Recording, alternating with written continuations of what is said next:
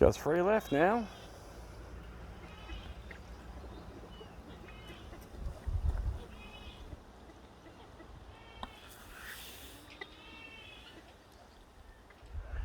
I don't know where the one with the white wing went, but no longer with us. So it happens. We had a cold snap yesterday, and yesterday that poor little birdie disappeared.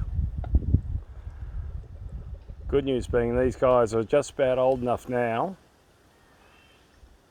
that they can fend for themselves and will survive some of the cold weather.